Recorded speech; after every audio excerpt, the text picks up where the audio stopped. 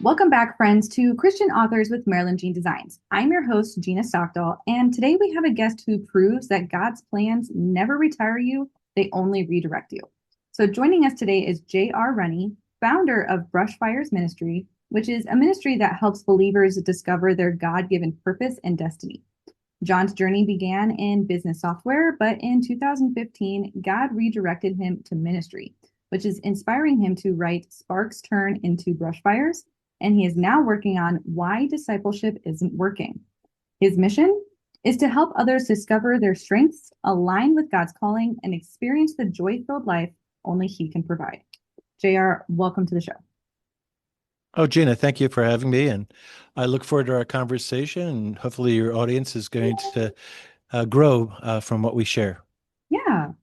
For those who aren't familiar with you, your ministry, or your work, what sparked the inspiration for Sparks Turned into Brushfires? Well, Sparks Turned into Brushfires is actually my fifth book. And so we have been doing the ministry since 2016, 2017. And the ministry is all about helping believers discover their purpose.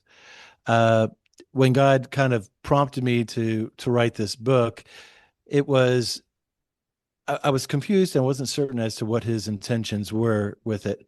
But as I was developing the book, I realized that this was a journey of faith to that was relatable, I think, to a lot of people. And many people have have difficulty hearing from God. And so I used various points in my life to share how God spoke to me, either through a dream or through a word of knowledge or through just an inspiration. And by demonstrating those those opportunities that God actually spoke, and then how I responded, which is the important thing, Mhm. as how you respond to when He talks to you, it is the part that I think would be encouraging for others to follow. It's like, oh gosh, I didn't realize that's what that was. Right. God's trying to really talk to me. So, how did God guide you to take those first steps into writing and sharing your story? Kicking and screaming as usual, because this is a very personal book. All my previous books are workbooks, and they're training books to be able to help people understand design, aspects of design, purpose, unity, communication, all those sort of things. And when he prompted me on this book, is like, yeah, I don't want to share that stuff.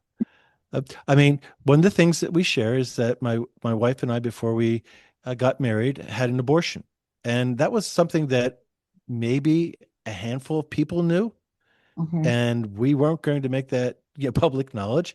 But I felt it was necessary because there are a lot of people out there that struggle with that as believers. And then there is also a dream that I had in 2001 that I'll be just. This is sort of like a spoiler alert for those that want to read the book. God showed me where I was going to be when I get raptured. Mm, And the entire experience of that was something that I had recorded in writing, journaled, because my pastor that I met with that morning encouraged me to do so. So they'll be able to kind of really step into what I was feeling that day. Anyway, since those were the things that I knew that were going to come up, I guess I don't want to share that. No. right. And it's kind of funny because this is how the conversation went, and you can't argue with God when He's talking to you. Just, but this, I tried. I don't want to do that. Okay, isn't that what you said when I prodded you to do the assessment training to go out and learn how to analyze psychometric assessments? I go, yeah. Then it was, so how'd that work out for you? It changed my life. Hmm. All right, Lord, I'll write the book. Right. So I don't know what God's plans are for this, other than I think He wants His children to be able to hear Him like He's made Himself clear to me. Okay. And He wants that engagement, He wants that relationship. That makes sense.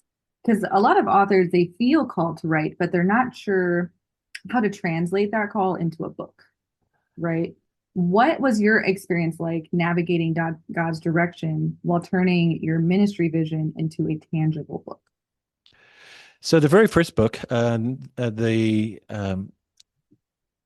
design workshop book, was actually an interesting experience because our ministry produces what's called a purpose statement. And Okay. it's one sentence after you've gone through all the assessments and the video training series that we help you put together. We through a coaching session. And my purpose statement reads like this: I must strategically lead a gifted team to embrace the power of their God-given design for long-term positive results. So I was contemplating that in May of 2017. And I go, all right, the leadership thing, yeah, I'm always placed in leadership. Even when I don't want to be in leadership, I have to step up Yeah. and wind up doing that. And the last part, producing good fruit or long-term positive results, that's good fruit. That's the fruit of the Spirit, Galatians Mhm. 5. All right, I get that. All right, the middle section, getting people to embrace the power of their God-given design. Well, you just had me go through the psychometric assessments. So now I know what the design is and I know how to help a person discover that. But how do I get the church to embrace this? Okay.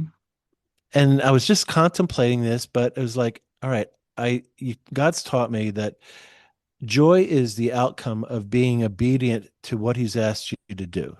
Ooh. So I said, all right, Lord, I guess I'll write the curriculum. Okay. Now, here's the amazing thing about this.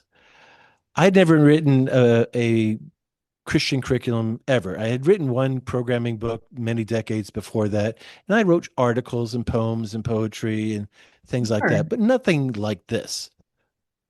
But for over 20 years, I had been collecting these articles that I wrote. If I read a devotion, I would take a photocopy of it that, something that really struck me, and I'd highlight it and I put it in this folder. And I've Mhm. been collecting this material for, at that point, close to 20 years, or a little bit over 20 years. So I pulled that folder out and I look at it, and virtually every chapter of the workshop workbook was in that book. Mm. I had been writing it for 20 years and I didn't even realize it. And so it was like, here's the thing about purpose. When you finally fall upon it, in our case, we help you to discover it. Your spirit inside you has been trying to tell you this all your life. And so the spirit inside you actually uh, winds up affirming and confirming this. So there were things that I wrote in 2013 called What is Joy? And in there, I specifically said, I want to be part of a church that will help me discover my purpose. And Mhm. then I want to turn around and help other people discover their purpose. Yeah. Now, 4 years later, I'd forgotten that I wrote that. Mm. It was in that folder and wound up getting into the materials that we teach because that was what the Holy Spirit was trying to tell me. I didn't know how to get to that place. There's no discipleship in my life. And so there's no way for me to figure out from 2013 how to get there.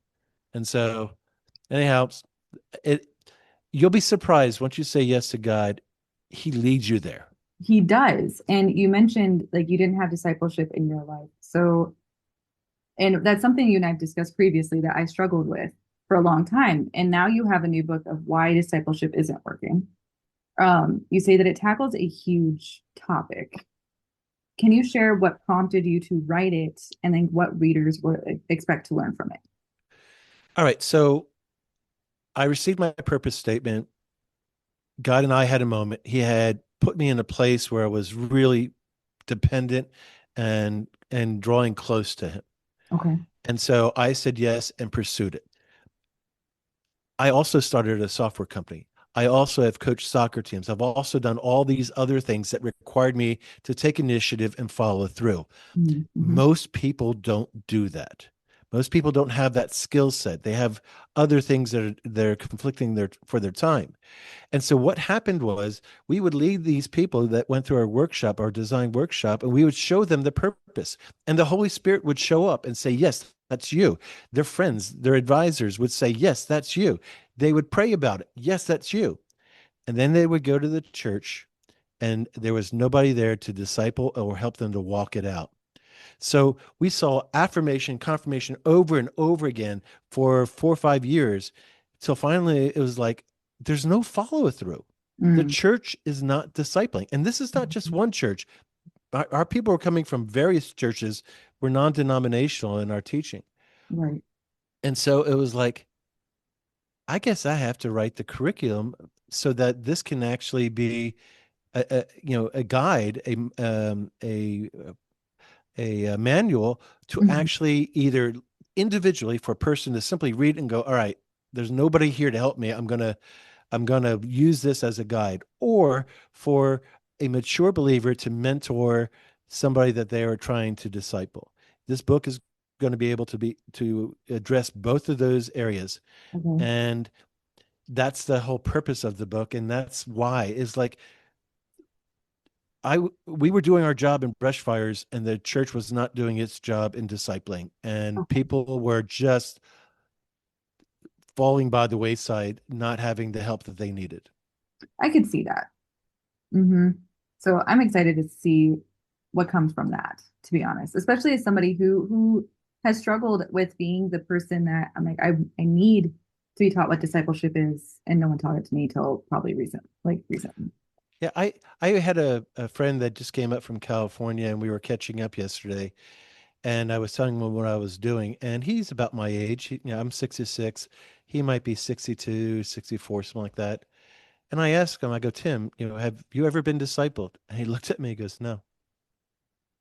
Uh, We all are just struggling trying to figure out how to be a faithful disciple of Christ, and we're not being discipled to that purpose. And Hmm. so, because we start with purpose and design and calling, we have a direction for a believer to go to. So now that it's discipling with a purpose, we're going to prepare you and get you ready, but we're going to be leading you to that place where God has created you. And so it's not formulaic, it's not a one size fits all program. It's designed to be custom fit to the individual. I love that because not all of us have the same strengths and weaknesses. So Oh, that no. makes Yeah. sense. Yeah, because And especially like with us authors too, right? Because like writing is one thing. I know many people have manuscripts that are shelved, but publishing is a whole different ballgame.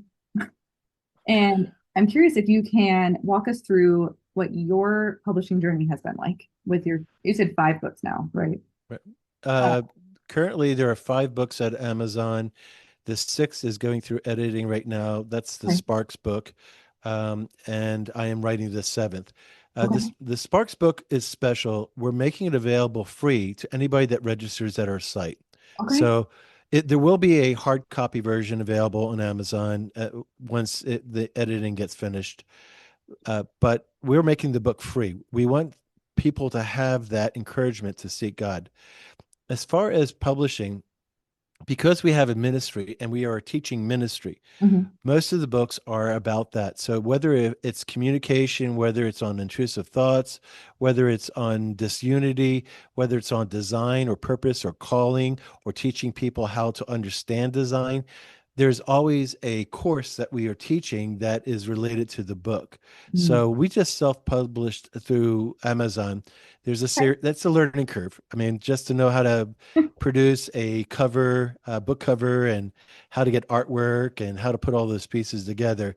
It takes a while. And Mhm. so at this point with my seventh book, it's like, all right, I got this down. I know how to do this. But there is a steep learning curve. It just how do I get this into a finished hard copy product Sure. and so forth. And then also, if you want to actually make some money on your book, there's some tricks there too, because uh, I'll just say this out loud because it's the truth. Whatever you sell through Amazon, they're going to keep about 75% of the profits. Yep. So you have to figure out how to get around that uh, barrier because it doesn't seem right for them to keep 75%. So what we do is that we buy author copies that are, complete copies, and Right. we buy those copies and then we sell them at our events and encourage our people, hey, would you buy it through us? We're selling it to you the same price, but we actually Get a can bigger make profit. more than 20% when we sell Yeah. it. Yes, and that is something that I talk about with a lot of my authors too, that are new to the space. That's something that I do myself also. Yeah, my books are on Amazon, but I get more of a profit, which helps Oh my yeah, family when I do the yeah, book events, the market, um, the little farmers markets and those types of things. And yes, I sell them on my website as well. What, as somebody who self-publishes through Amazon, which a majority of my audience does, sure. what do you think would be the biggest lesson that you learned? Well, that one I just shared about the Sure. profit margin, man, that one is like when I saw and by the way, it takes 3 to 4 months before you actually get paid. So you Mhm. don't realize how little you're going to get paid until it's been out there for 3 to 4 months. And when most of your family and friends bought it on Amazon, you know, you got nothing from that. Right. So that was a learning curve there. And the other thing is that they charge you these advertising fees. That's part of what they quote unquote the service that they are providing. But they're not promoting you. You have to go out and promote yourself. The only time we will point somebody to buy it on Amazon is if they are out of country Ooh. or in Hawaii, and then the shipping winds up getting too expensive for us to ship it to them and so forth. But short of that, no, buy 20 copies, buy 30 copies, sell them directly to your friends, family, and then anybody who's out of country, or if you don't want to deal with shipping, then point them to Amazon. That makes sense. And you mentioned the marketing of your book. I think that would be one of the top things that authors have come to me about because, either they self-publish or they used a hybrid publisher, what have you, and like their book is out there, and then what? And Right. marketing a book in today's world can feel very overwhelming because it almost feels like the market is oversaturated. Oh, it is. It is to, a degree. And my question for you would be, how have you approached sharing your work with your ministry? Okay. And So I'm sorry, go ahead. yeah, no. So the quick answer to that is the ministry comes first. Okay. So and that's different than most authors. Most authors are just writing for if it's a nonfiction or whatever their motivations are. So the ministry comes first. When we have a workshop, we strongly encourage people to get a copy of the book. Mhm. So it's the sales are always connected to the ministry's teaching and so forth. So that makes us unique and different because we have a platform to constantly sell the book through those processes. And to be quite honest, it is a great asset because one of our video sessions will have more information than what a lot of people might hear from the pulpit in 2 to 3 months. We Ooh. we cover such complex and rarely traveled issues like orphan child identity, intrusive thoughts, the differences in design and conflicts and what causes disunity. All these things are deep concepts that impact the unity of the church and relationships that you're not going to hear anywhere else. So for us, the book is a great resource for our clients. It's a Sure. great resource because they can go back and look at the detail when they need to apply it, or they can go back to the video, replay it, and then use the book as an additional resource. So for us, it starts with the ministry, the teaching, and then the book is a necessary um, aid in them actually being able to assimilate that information and apply it. That makes sense. When it comes to your webinars or like your courses, do you market those? Yes. Okay. How did God show you how to market to the correct audience? Because ultimately, these are the people that would be buying your book Right. also. Right. So the best venue is word of mouth. And so prior to 2024, all of our workshops were done live and in person. That was the only output that we had. And so a person would come through our program, get their purpose statement, have that close to God experience that, God is, I see myself and I know that God sees me Mhm. experience. And then they would tell their friends, and then the friends would be wanting to sign up for the next workshop. In 2024, we transitioned from live workshops to online. And so we're struggling still to get that going because now we have the capacity to reach the entire audience in all of North America, Mhm. but we don't have the word of mouth, in Maine or Pennsylvania or so forth. And so it's building that base of people that are out there, working with coaches and counselors and church leaders that will either have us work with their clients or have us work with their congregation.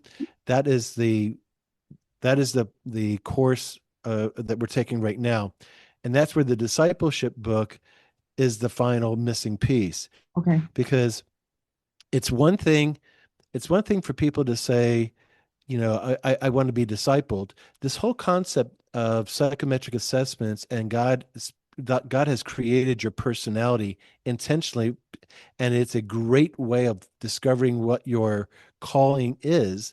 That's the concept that most Christians are not familiar with. Mhm. Uh, I love this sort of analogy. I've used it many times. If I ask you, did God know that you were going to be a female? You'd say yes, of course he did. Did he know what your color of your eyes were? You would say yes, of course he knew what the color of my eyes was. He created me. Right. And every believer has no problem with associating God's design with their physical attributes. What they fail to realize is the DNA of your soul is a lot more important.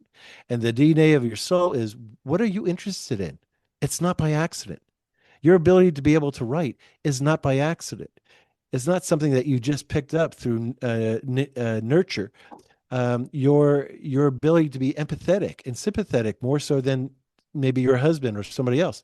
These are attributes, and when you pull them together in a coaching session, now you can see the uniqueness of how God's created you, and therefore that this is the sort of work, the sort of calling, the sort of purpose that Mhm. He designed you for. And so that concept is really foreign to people. When Mhm. you explain it to them, they go, wow, that makes a lot of sense. But they don't hear it from anybody. Yeah. And therefore, so we started with that.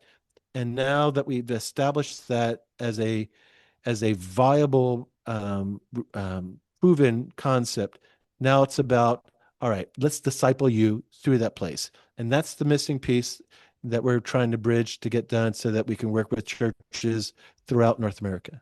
I love that. Because no, I even wrote that down, DNA of your soul, because I've never heard that like term before.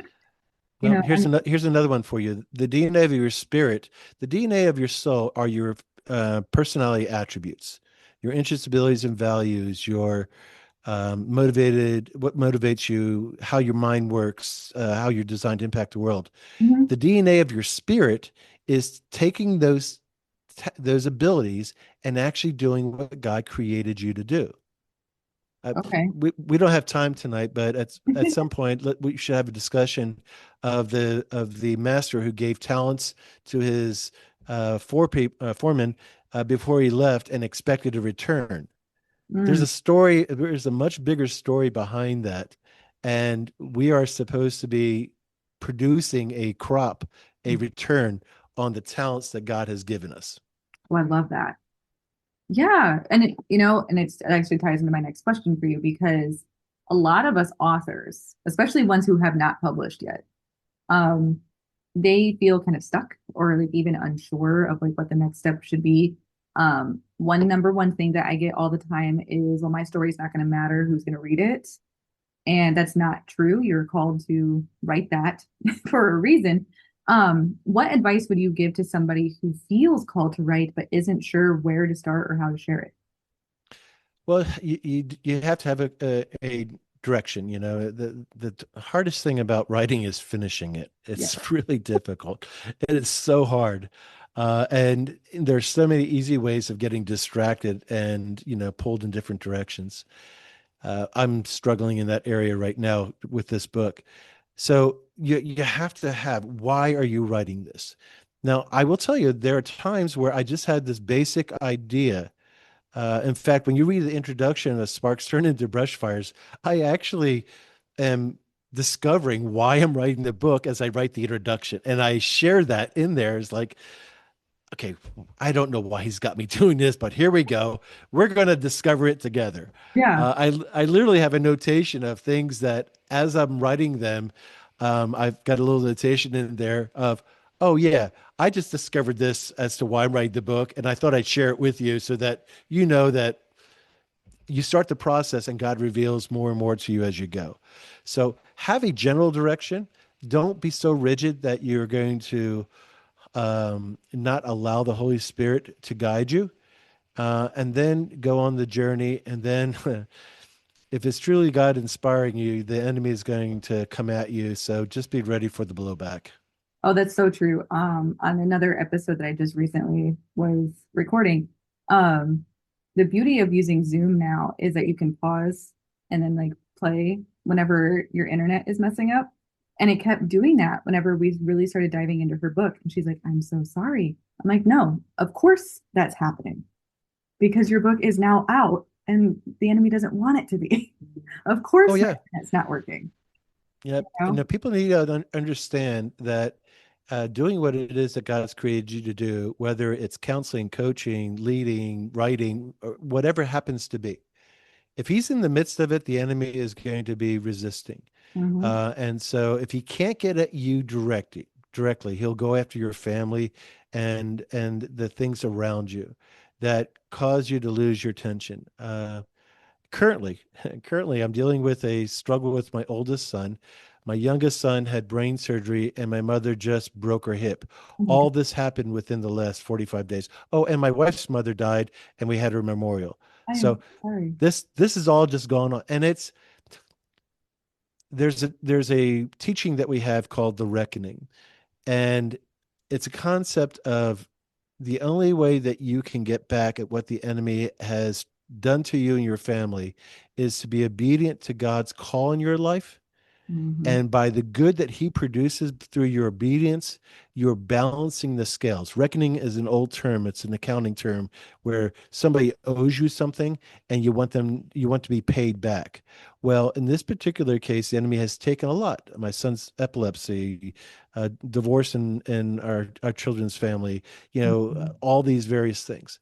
I want to pay back from that, but the only way I can do that and protect my soul, my heart, Mhm. is to do what God's created me to do and allow Him to produce the fruit in other people's lives that causes the enemy grief and frustration.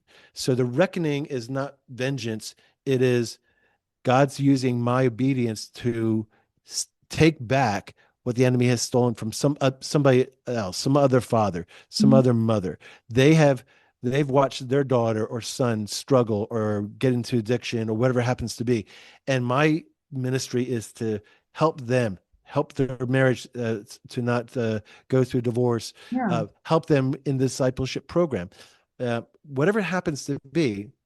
And I'm doing that, and that obedience is producing the fruit that parent can't do for their kids. Right. There's only so much you can say to your own children. Sometimes it has to come from a third party.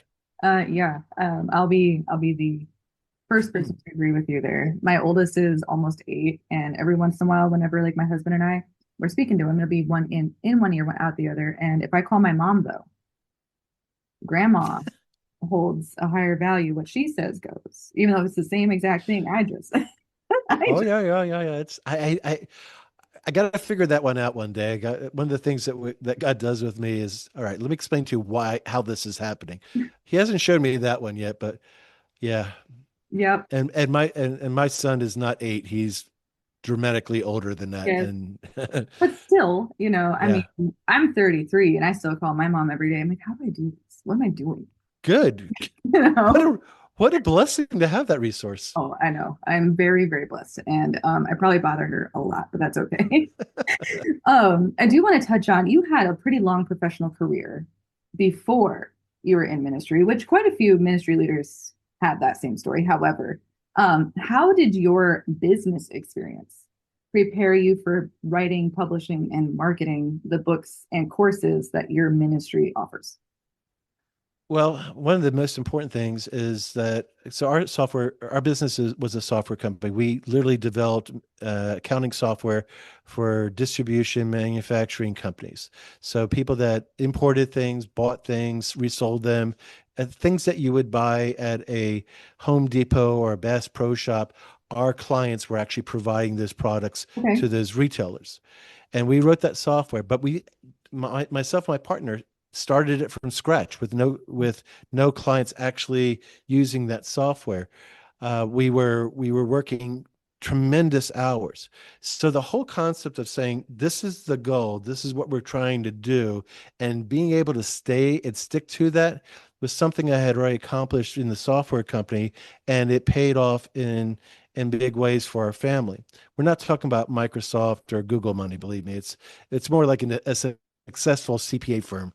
Sure. That's the way our success was. So that was one thing, and of course, dealing with employees, hiring and firing, and all the administrative aspects of business, and then solving a problem.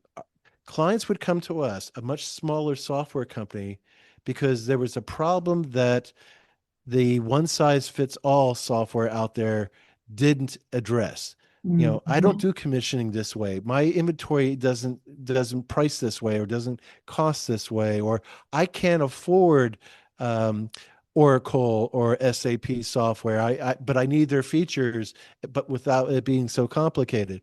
So that's how we got to these most of our clients, and we would sit down and figure out what their problem was and come up with a solution. Well, all I've done is shifted the focus from business solutions to individual body members of the church solutions. So how do I help you, leader, get to the next place? How do I help you, coach, to be able to help your clients? How do I help you, writer, to be able to get your product to the market? These Yeah. are these are parts of the things that um, I was able to perfect in the business world. I'm now taking that same skill set. Plus, being a programmer has come into quite a bit of benefit. Uh, just to be able to get our software online and develop all the tools that I've developed as part of that.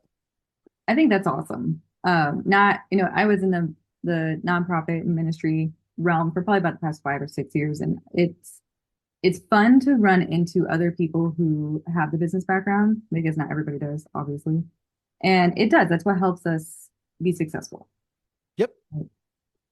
So as you continue to write and expand your ministry, what is next for you? Do you guys have projects or initiatives, courses that are coming up? So I think everything is leading to this discipleship program. The book is called Why Discipleship Isn't Working. And that's the core teaching that will be part of the course and everything that we have going forward. But in addition to that, we're going to have assessments that are being used by the mentors to assess their disciple. We'll have self-assessments that the individual will be able to use to see how they're being perceived by their family and friends and so forth. So the entire course is called the Discipleship Framework. So it'll be a series of video training, it'll be a series of assessments, it'll be this book, all this kind of pulled in together to allow a individual or a church to be able to implement this. And then in addition to that, I need to be able to recruit a bunch of coaches and counselors to be able to deal with the growth that this is going to create. And so I have to bring them through the certification process and lead them. I've got a group of people that are going through the leadership training as we speak right now.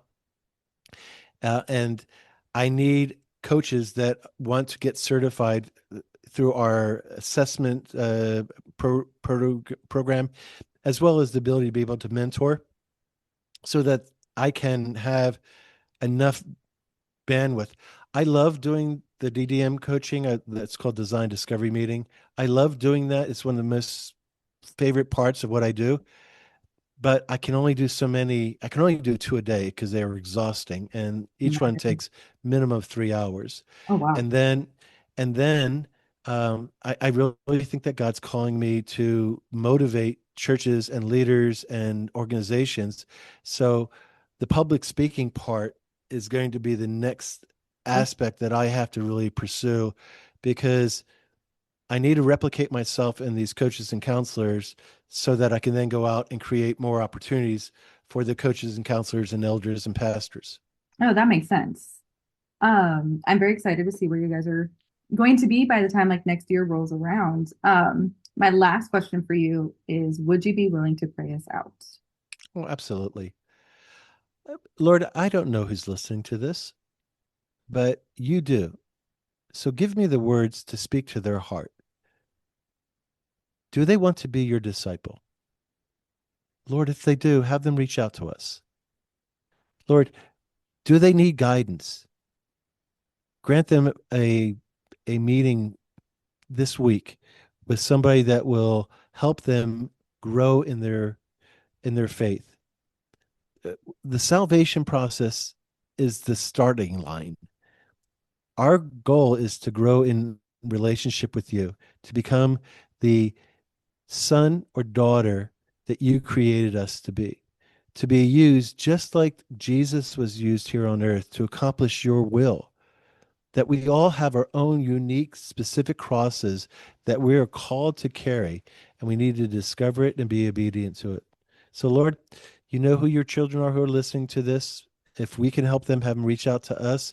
If not, have them reach out to a church leader that you have prepared for them. Watch over them, Lord. Keep them safe. In Jesus' name I pray. Amen. Amen. Well, Jared, thank you very much for sharing your journey, your wisdom, and your faith with us today.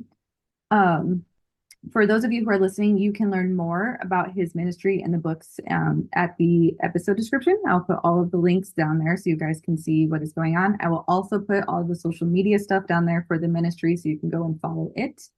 Remember, friends, Proverbs 16:3 says, "Commit thy works unto the Lord, and thy thoughts shall be established." So let him guide your pen, your purpose, and your ministry. Have a wonderful rest of your day.